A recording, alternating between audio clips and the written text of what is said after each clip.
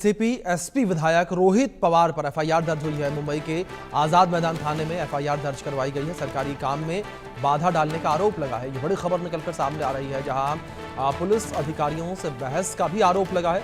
Social media पर video viral हो रहा है।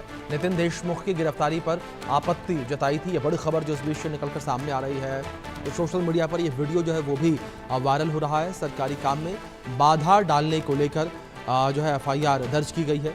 तो बड़ी खबर है जो इस बीच से निकलकर सामने आ रही है। नितिन देशमुख की गिरफ्तारी पर आपत्ति जताई थी। इस बीच बड़ी खबर निकलकर सामने आ रही है, जहां मुंबई के आजाद मैदान थाने में एफआईआर दर्ज होने का पूरा मामला यह निकलकर सामने आया है। शाहिद अंसारी हमारे सहयोगी जुड़ गए, सीधे उनका रुख करेंगे। शाहिद, सबसे पहले आपसे पूरा मामला यह समझना चाहेंगे, जिस तरीके से रोहित पवार के खिलाफ एफआईआर दर्ज की गई है, किस तरीके से सरकारी काम में बाधा डालने का आरोप जो है वो लगाया गया और एफआईआर में क्या कुछ लिखा गया? जी देखिए, अभिषेक, रात जो झगड़ा हुआ था,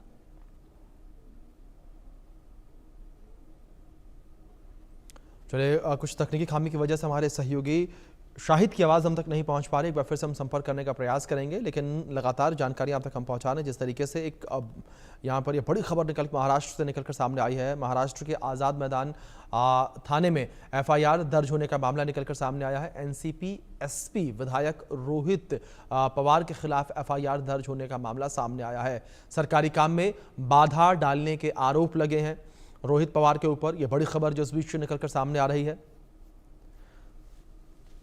तो एनसीपी शरद पवार गुट से विधायक हैं रोहित पवार, जिनके ऊपर एफआईआर दर्ज की गई है। आजाद मैदान थाने में एफआईआर दर्ज हुई है। यह बड़ी खबर निकलकर सामने आ रही है। सरकारी काम में बाधा डालने का आरोप जो है वो रोहित पवार के ऊपर लगा है।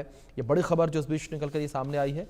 तो एफआईआर जो है ये दर्ज हुई है। इस पूरी एफआईआर को लेकर जो एनसीपी शरद गुट के नेता हैं वो भी विरोध प्रदर्शन करते नजर आए। हमारे सहयोगी शाहिद अंसारी एक बार फिर से हमारे साथ जुड़े, सीधे उनका रुख करेंगे। शाहिद, आप जानकारियां दे रहे थे एफआईआर को लेकर, क्या कुछ और जिक्र किया गया इस एफआईआर में? जी अभिषेक, जिस तरह से आपको मैं बता दूं कि असेंबली में जो झगड़ा हुआ था एनसीपी और बीजेपी के कार्यकर्ताओं के जरिए, तो उसके बाद चूंकि इस मामले में जो है आरोपी जो नितिन देशमुख है उसे गिरफ्तार किया गया था। रोहित पवार अपने समर्थकों के साथ आजाद मैदान पुलिस स्टेशन आए और यहाँ पे आने के बाद जो उन्होंने ना सिर्फ हंगामा किया बल्कि पुलिस वालों से जो है वाद विवाद भी किया।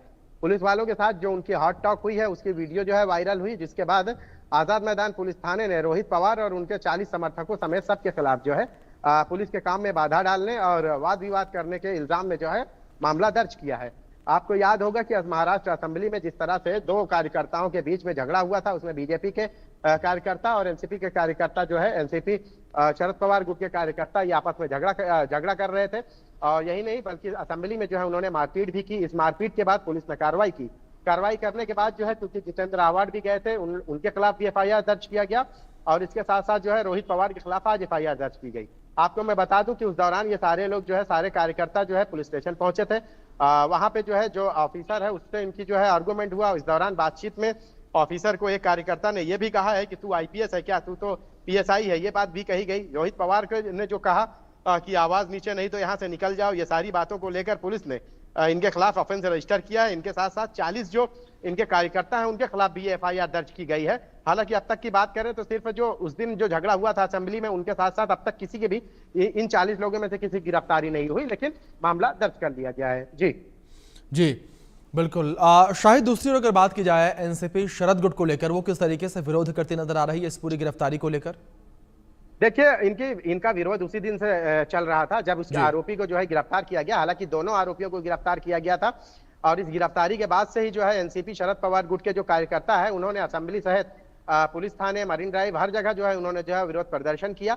हालांकि आरोपी को जब कोर्ट में पेश किया गया तो उसे 3 दिन की पुलिस हिरासत में भेजा गया है। लेकिन इसके बाद जो है शरद पवार ग्रुप के जो कार्यकर्ता है उनका ऐसा आरोप था कि इस पूरे मामले में जो है जो शुरुआत जो की है लड़ाई की वो बीजेपी के कार्यकर्ता और बीजेपी जो लीडर है पडळकर उनके जरिए हुई है और उसके बाद ही ये सारी चीजें हुई है। और ये झगड़ा जो है, क्योंकि उससे पहले की बात करें तो जितेंद्र आव्हाड और पडळकर के बीच में जो है वाद विवाद हुआ था, लेकिन वो वाद विवाद जो है उनके बीच होते हुए जो है उनके कार्यकर्ताओं तक आ पहुंचा, जिसके बाद ये नौबत आई। जी शाहिद, फिलहाल बहुत शुक्रिया आपका जुड़ने के लिए और इन तमाम जानकारियों के लिए भी। खबर के सह प्रायोजक हैं असली मसाले सच सच MDH। बात करेंगे